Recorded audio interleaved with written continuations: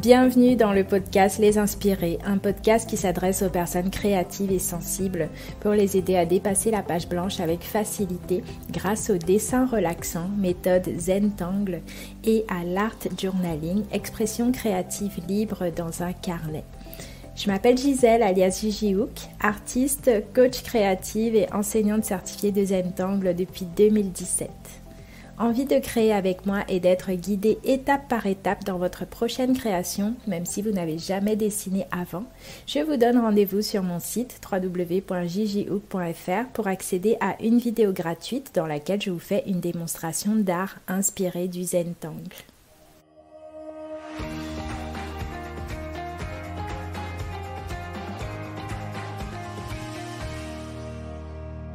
Où trouver l'inspiration ? Dans cet épisode, on va parler inspiration et processus créatif. Ça fait quelques années que je donne des cours et que j'accompagne les personnes débutantes ou confirmées à dessiner, peindre, créer en accord avec leurs envies, en accord avec leur âme. Pendant ces échanges, il y a une question qui revient souvent, ou plutôt deux questions. Où trouves-tu ton inspiration ? Et sous-entendu, comment puis-je trouver la mienne ? Comment puis-je m'inspirer ? Donc dans cet épisode, je vais partager avec vous mon processus créatif et comment vous pouvez vous aussi relancer votre inspiration pour créer plus régulièrement.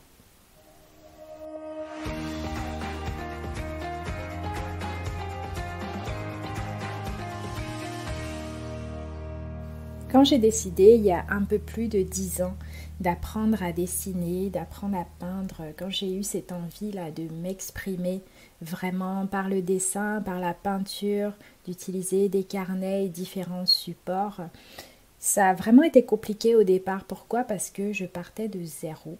Donc je suis vraiment partie de zéro. J'ai pas fait, à cette époque-là, j'avais jamais fait d'études d'art. Je m'étais jamais formée. Bien sûr, j'aimais bien dessiner depuis toute petite, mais clairement, ça faisait des années, ça faisait plus de 10 ans que j'avais pas touché un crayon, un feutre. Ou voilà, je partais vraiment de zéro. Et c'est vrai que au début, quand on part de nulle part comme ça, on ne sait pas quoi faire, on ne sait pas vraiment par où commencer.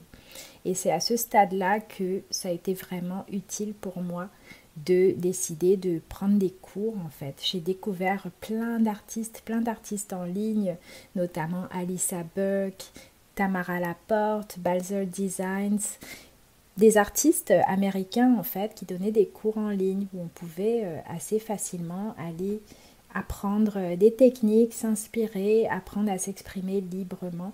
Et c'est vrai que ça a été vraiment un très bon point de départ en fait pour moi parce que je n'avais pas à partir de zéro. Je pouvais aller piocher, regarder ce qui me plaît, tester plein de choses pour pratiquer et en me disant que par la suite je trouverais aussi ma propre façon de m'exprimer. Mais c'est vrai que quand on démarre comme ça, on a besoin d'un point de départ. À cette période en plus où j'avais très envie d'apprendre, de dessiner plein de choses, j'étais en congé maternité, donc j'étais enceinte de mon deuxième. Et voilà, donc j'étais en période, j'avais beaucoup d'insomnie, je me couchais hyper tard, je me réveillais souvent la nuit. Et j'avoue que d'avoir des cours en ligne comme ça m'a vraiment énormément aidé à tous les niveaux. De pouvoir me dire un soir à minuit, tiens, j'ai pas sommeil, j'ai envie de m'amuser avec plein de couleurs, qu'est-ce que je fais ? Je peux en fait aller sur internet et m'offrir un cours en ligne pour avancer en fait, pour apprendre des choses et me mettre en action. Et c'est vrai que ça m'a énormément nourrie à cette période-là.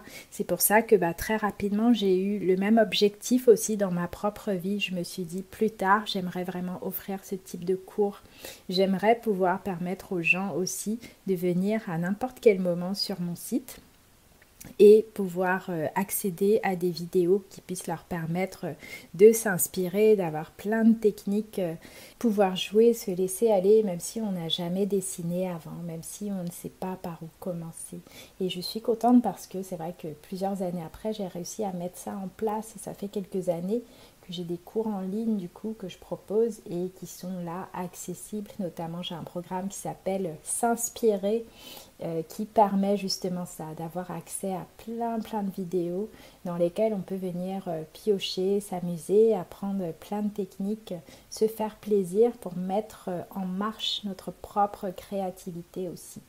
Donc moi, j'ai vraiment pu enclencher un processus créatif grâce à ça, avec ce point de départ.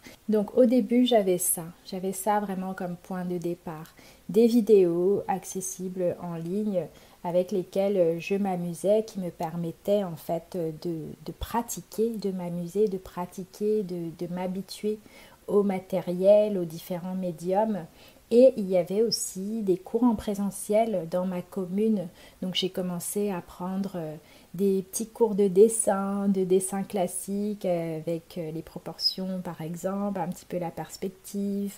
J'ai pris aussi des cours d'aquarelle. Je me suis même inscrite à des cours par correspondance via le CNED, des cours d'art plastique. Ça correspondait à une première année de licence d'art plastique où j'ai pu suivre des cours comme ça, où il y avait notamment aussi des ateliers pratiques en présentiel, de l'histoire de l'art, de la philosophie de l'art.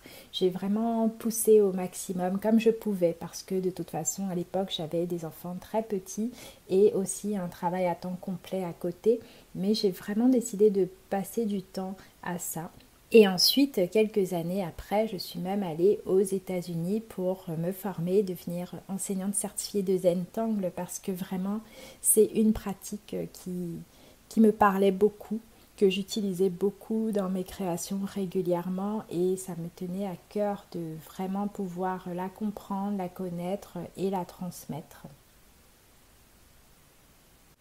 Donc tout est parti pour moi d'une forte envie, une très forte envie de créer, comme une forme d'engagement, mais pas dans le sens où on va se forcer à faire des choses, mais vraiment se dire j'ai vraiment envie de faire ça, j'ai vraiment envie de dessiner régulièrement, de peindre, de m'exprimer de plein de façons différentes régulièrement.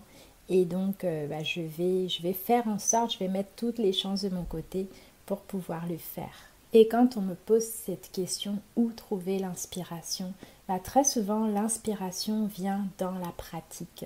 Parfois, on pense qu'il faut simplement rester assis là, penser à ce qu'on pourrait créer et puis attendre d'avoir la bonne idée, le bon truc qui va venir, la bonne inspiration et à partir de là, on va pouvoir se permettre de créer.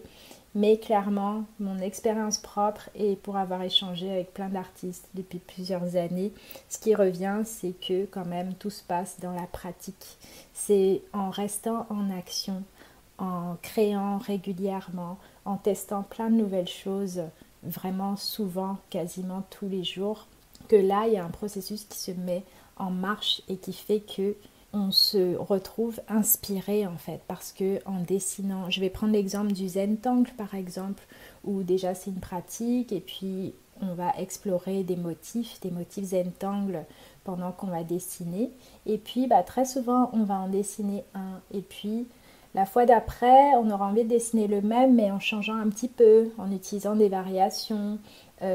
Après on va partir un peu dans l'art inspiré du Zentangle, on va commencer à mettre des couleurs, à faire des associations avec d'autres choses et c'est vraiment dans cet espace de pratique là, cet espace de pratique régulière que le mouvement va se mettre en place et que l'inspiration va arriver, va être entretenue. Ça demande vraiment un entretien, de pouvoir pratiquer, être là, se présenter régulièrement. Il y a ce livre fabuleux là de Julia Cameron, Libérez votre créativité. Elle appelle ça se présenter à la page, notamment pour les écrivains, mais c'est le même principe aussi. Quand on peint ou qu'on veut dessiner, c'est déjà commencer par se présenter devant son travail. Venir sur sa table à dessin ou sortir son carnet quand on est dehors par exemple et venir faire une petite chose sans se mettre la pression mais juste venir poser des choses régulièrement. C'est ça qui va ouvrir les portes, qui ouvre énormément de portes à plein d'idées différentes et souvent Voilà, on va même se retrouver parfois dans ce cas de figure où on va se dire tiens, j'ai plein d'idées. Vous êtes nombreuses à me dire ça aussi. J'ai plein d'idées, mais j'ai pas assez de temps pour les réaliser. Mais voilà, ça c'est un autre bon problème entre guillemets à avoir. Mais dans tous les cas, c'est le passage à l'action. C'est ok, même si j'ai plein d'idées, j'en ai une quinzaine là, il y a une quinzaine de choses que j'ai envie de faire. Bah déjà, d'en choisir une seule parmi ces choses-là et d'y aller et d'aller vraiment au bout de cette idée-là. C'est ça qui fait vraiment, qui va faire toute la différence. Donc ceci étant dit, ceci étant posé, le fait que vraiment la base, c'est de pratiquer avant tout, c'est de là que viendront aussi le maximum d'inspiration. Je vais vous proposer maintenant 3 axes différents que vous pouvez aborder pour trouver l'inspiration. Donc le premier axe, c'est déjà d'aller voir qu'est-ce qui vous fait envie, de quoi vous rêvez, qu'est-ce que vous voyez créer. Par exemple là, si je vous demandais, vous pouvez prendre un temps pour respirer peut-être fermer les yeux, bien sûr, sauf si vous êtes en train de conduire, ne fermez pas les yeux. Mais voilà, quand vous avez un peu de temps devant vous, je vous inviterai à prendre un moment, un petit moment d'introspection où vous respirez. Je vous invite à prendre quelques respirations. Peut-être fermer les yeux si vous pouvez. Et visualiser quels sont vos rêves. Qu'est-ce que vous voyez créer en fait. Quand vous pensez à une vie où vous dessinez régulièrement, où vous faites ce qui vous plaît, je ne sais pas, peut-être que c'est des peintures, peut-être que c'est du travail avec du fil, quel que soit ce que c'est, qu'est-ce que vous voyez créer en fait? Qu'est-ce qui vous ferait du bien? Qu'est-ce qui vous nourrit? Est-ce qu'il y a des images en fait qui vous viennent en tête là quand vous pensez à ça? Quel est mon idéal? Qu'est-ce que j'aimerais idéalement créer? Pourquoi je veux cette inspiration? Qu'est-ce qui va me permettre de faire, de créer? Donc j'aimerais vous inviter à faire, vous pouvez le faire mentalement ou même à l'écrit, une liste de choses en fait que vous voudriez créer. Quelle est la première chose qui vous vient en tête? Est-ce qu'il y a plusieurs choses? Moi, je sais que à l'époque, au tout début, quand j'ai démarré, tout ce que je voyais quand j'essayais, quand je visualisais, quand je me demandais ce que j'aimerais pouvoir créer, ce que j'aimerais être capable de créer, je me voyais faire plein de pages en fait, de pages de carnet, des pages d'art journal. Je voyais des carnets entiers que j'avais envie de remplir avec plein de couleurs. Et c'était vraiment ça pour moi, remplir des carnets et des carnets entiers de couleurs et pour pouvoir les feuilleter après, tout simplement. Et aujourd'hui, quand j'y pense à ce que je voudrais créer, ce que je voudrais pour la suite dans une vie idéale, pour moi c'est aussi faire plein de toiles. D'ailleurs, je suis sur ce chemin-là, de faire plein de toiles colorées, remplir aussi, continuer à remplir plein de carnets, c'est ce que je fais toujours même dans le cadre de ce programme, la S'inspirer dont je vous parle, qui est sur mon site. Voilà, remplir plein de pages de carnet, utiliser plein de motifs aussi, vraiment comme une envie de remplir ma maison de couleurs, de plein de couleurs et de formes en fait, tout simplement. Et c'est vraiment quelque chose qui me nourrit, qui me fait envie, qui me fait vibrer et sans but particulier. C'est vrai qu'après, on peut avoir des objectifs beaucoup plus poussés. On peut se dire, tiens, j'ai envie de faire plein de toiles pour les vendre, pour faire des expos. Voilà, avec un projet pro peut-être particulier. Mais même si c'est mon travail aujourd'hui, depuis plus de 5 ans, même si c'est vraiment mon activité principale, que je gagne ma vie en fait, en dessinant et en peignant et en partageant cette passion avec les autres, je me rends compte que avant tout, ce qui sous-tend tout ça, c'est quand même simplement une envie. C'est-à-dire que même si je décidais demain d'arrêter, de plus travailler dans mon entreprise par exemple, je sais que je continuerai à créer, à vouloir remplir ma maison de couleurs, de toiles et de carnets parce que c'est vraiment ça qui me fait vibrer.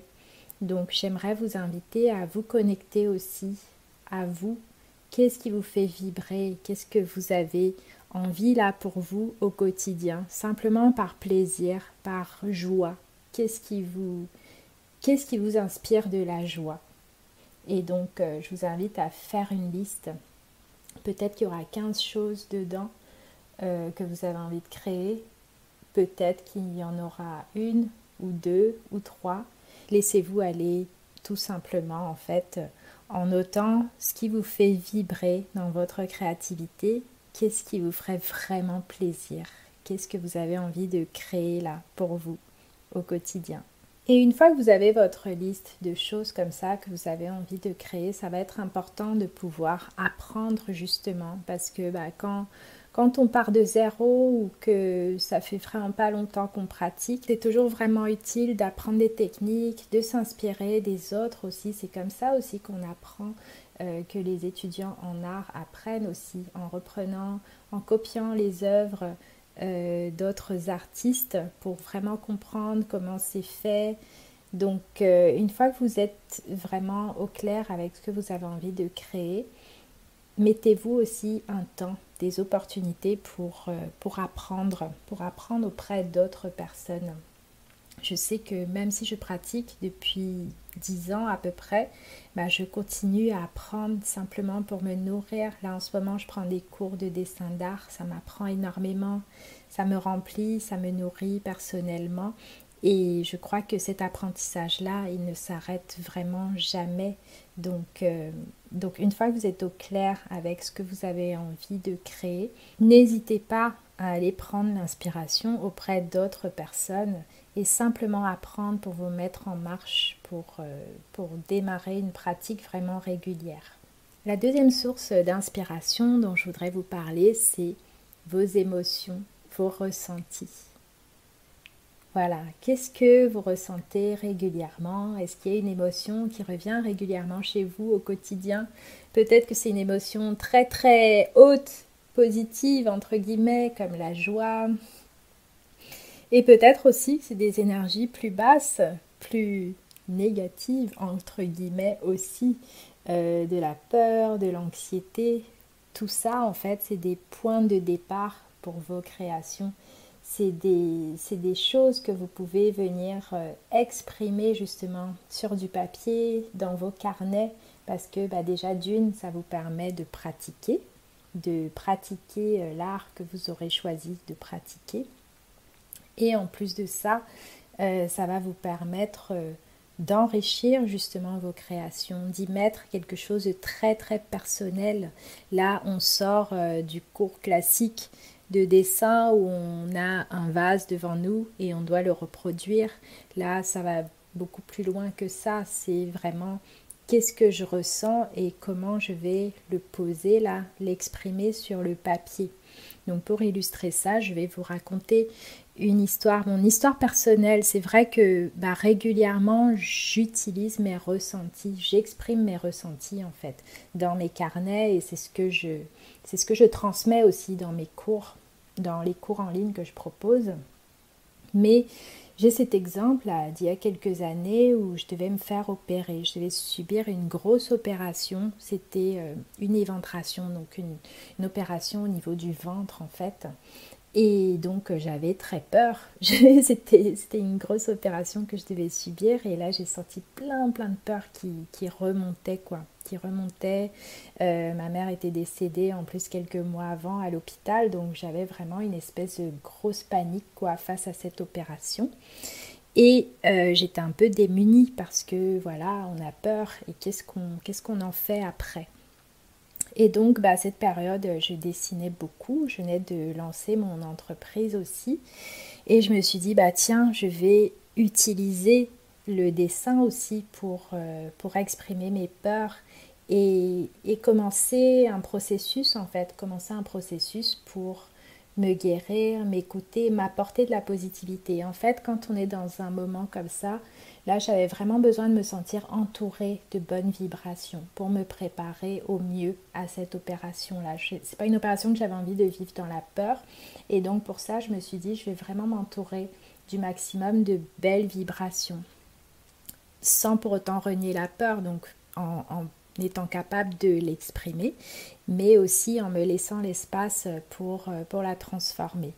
Et c'est à ce moment-là que justement j'avais proposé un module qui a d'ailleurs super bien marché, que les personnes ont beaucoup aimé aussi, et qui moi à la base m'avait énormément apporté. Ça s'appelait Zendala Magique, ce que j'avais proposé. En fait, je m'étais rendu compte que le format rond m'apaisait énormément, de dessiner sur des formats ronds. Donc en Zentangle, il y a ce format-là qui est le Zendala, donc c'est des ronds de papier d'environ 12 cm sur lesquels on vient dessiner des motifs Zentangle, un peu le même principe que le mandala, mais orienté Zentangle avec des motifs Zentangle. Je me suis dit, tiens, je vais dessiner, pendant cette période-là, je vais dessiner plein de Zendala. Ça va vraiment m'apaiser, me faire du bien. Et à côté de ça, j'avais découvert aussi dans une librairie le petit oracle des couleurs. Donc le petit oracle des couleurs de Claire Duval. C'est des petites cartes en fait qui sont colorées, qui ont plein de couleurs différentes et qui comportent tous des jolis messages positifs, des affirmations, voilà, des jolis messages en fait. Je me suis dit, tiens, ça aussi, ça va contribuer à m'apporter vraiment de la positivité durant cette période-là. Et donc, j'ai commencé à dessiner des Zendala en utilisant en même temps ce petit oracle des couleurs là à côté. Donc, ce qui fait que si j'avais une pensée, si je me sentais submergée en fait par des pensées, je prenais cet oracle-là, je tirais une carte, parfois deux, parfois trois, et en plus ça me sortait des couleurs différentes à chaque fois, et c'était des messages sur lesquels je m'autorisais à méditer en fait, pendant que en même temps je dessinais des motifs Zentangle sur mon Zendala, et c'est un processus qui m'a vraiment énormément aidé. Et c'est parti de quoi? C'est parti de mes émotions et de mes ressentis. Et c'est pour ça que c'est important de pouvoir regarder à l'intérieur de vous, parce qu'il y a toujours des trésors cachés en vous, dans toutes les émotions que vous pouvez ressentir, même les pires, même les plus difficiles. C'est là aussi, c'est de là que peuvent sortir de l'inspiration pour vos créations, justement. Donc c'est la deuxième source d'inspiration que je voudrais partager avec vous, d'utiliser vos ressentis du quotidien en fait pour créer. Il n'y a pas besoin d'aller chercher des choses compliquées en fait. Il y a plein de choses qui se passent en vous, donc vous pouvez totalement au quotidien utiliser vos ressentis comme point de départ pour venir créer. Donc bien sûr, ça demande de pouvoir se détacher du fait que ce soit joli ou pas, pour simplement être dans cet espace-là où on s'exprime. Donc on en parlera dans d'autres épisodes, justement, ces blocages-là où souvent on a tellement envie que ce soit joli, que ça ressemble à quelque chose en particulier, qu'on a une idée précise en tête, et souvent ça va nous bloquer aussi dans nos créations. Donc on en parlera dans un prochain épisode, mais là en tout cas, voilà, je voulais partager ça avec vous, de vraiment écouter vos ressentis et vous autoriser à venir les sortir. C'est vrai que en général, quand on dessine, qu'on peint, qu'on veut s'exprimer librement dans un carnet par exemple, on le fait avant tout pour nous-mêmes. Donc gardez bien ça en tête, que là vous créez pour vous. Donc c'est pas pour le montrer, c'est pas pour aller l'exposer je ne sais où, c'est vraiment pour vous. Donc vous pouvez vous laisser cet espace-là vraiment pour écouter vos ressentis et vous autoriser à les sortir, même si ce n'est pas entre guillemets joli. Et enfin, la troisième source d'inspiration que je voulais partager avec vous, parce qu'on me demande souvent ça, comment se renouveler dans nos créations. Déjà, on a quand même tous une patte personnelle, quelque chose. À force de pratiquer, même si vous vous en rendez pas compte tout de suite, vous allez vous en rendre compte avec le temps qu'il y a quand même une façon. Je sais qu'on me le dit souvent à chaque fois que quand je vois tes dessins sur Instagram, je reconnais. Quand je vois tes peintures, je reconnais. Je me dis, ça doit être Gigi Hook. Personnellement, je ne m'en rends pas compte moi-même. Je n'ai pas la sensation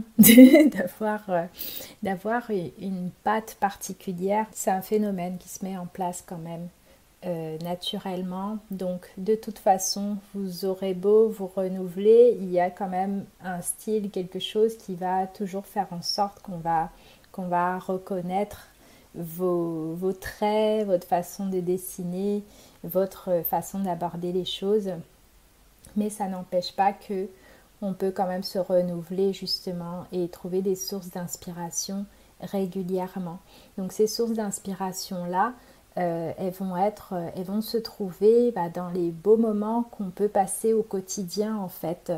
Tous ces moments de joie qu'on peut s'offrir en nourrissant notre enfant intérieur, par exemple en allant faire une jolie balade au bord de l'eau ou dans la forêt, en faisant des activités qui nous plaisent, aller voir un spectacle, aller voir une expo, prendre des cours par exemple, même si ce n'est pas des cours de dessin d'ailleurs, ça peut être un cours de cuisine, toute chose qui va nous faire du bien et nous faire sortir de ce qu'on fait habituellement, ça va être des sources d'inspiration. Et ça, on ne peut pas vraiment le prévoir. On ne peut pas se dire, tiens, là aujourd'hui je vais dehors, je vais me balader, ça va me donner de l'inspiration. Je vais aller chercher de l'inspiration. Si vous arrivez à fonctionner comme ça, c'est super. Ou alors si vous avez un objectif particulier et que vous vous dites, tiens, là je vais aller voir tel paysage parce que j'ai envie de faire un paysage dans mon carnet par exemple, ok.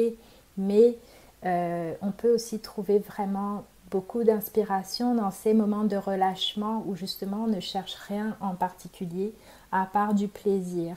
Le plaisir d'une balade par exemple, ça m'est déjà arrivé, j'étais en balade quelque part dans la Camargue, j'ai trouvé ça magnifique, j'ai vu des libellules et je les ai trouvées tellement belles, je me suis dit oh là là, ça y est, dès que je reviens là demain, je vais dessiner des libellules.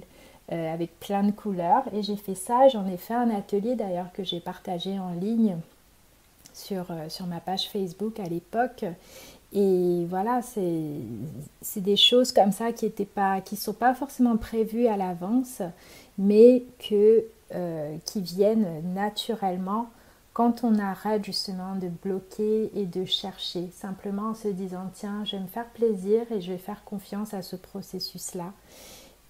Selon lequel je me fais plaisir, j'écoute mon enfant intérieur, je lui demande où est-ce que tu as envie d'aller aujourd'hui, qu'est-ce que tu as envie de faire, est-ce que tu as envie d'aller acheter des stickers parce que tu adores ça, ok, on y va et simplement on se fait plaisir sans attente envers nous-mêmes, simplement dans ce plaisir-là du quotidien, de passer des moments, ça peut être aussi un moment de méditation, une méditation de pleine conscience, on est juste dans le moment présent, ou alors un moment de calme où on se laisse remplir, où on laisse les choses venir, où on laisse notre esprit rêver, divaguer, laisser des choses apparaître en fait devant nous. Donc ça peut être vraiment la somme de tous ces petits moments-là, ces moments de plaisir qui vont aussi faire grandir notre base de données intérieure et venir enrichir nos créations. Alors, je suis curieuse, quelles sont vos sources d'inspiration? Est-ce que ces sources d'inspiration que je vous ai citées là aujourd'hui vous ont parlé? Vous pouvez partager avec moi sur Instagram et sur Facebook. Vous pouvez par exemple faire un post sur le sujet. Peut-être que par exemple vous étiez en train de dessiner en écoutant cet épisode.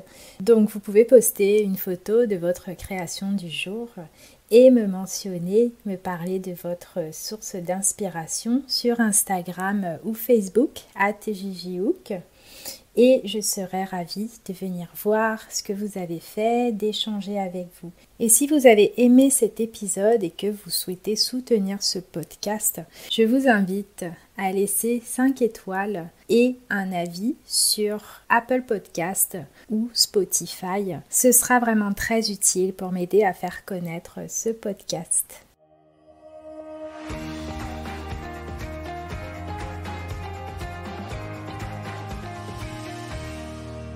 Si vous voulez être guidé en vidéo dans votre prochaine création pour découvrir l'art inspiré du Zentangle et l'art journaling, je vous donne rendez-vous sur mon site pour accéder à une vidéo gratuite dans laquelle je vous fais une démonstration d'art inspiré du Zentangle. C'est facile à suivre, c'est accessible à tous. Il vous faut simplement un feutre noir, un carré de papier et un peu de couleur. Rendez-vous donc sur le lien qui est en description de cet épisode ou sur mon site www.jjhook.fr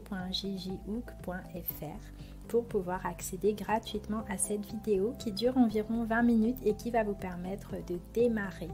À très bientôt pour le prochain épisode.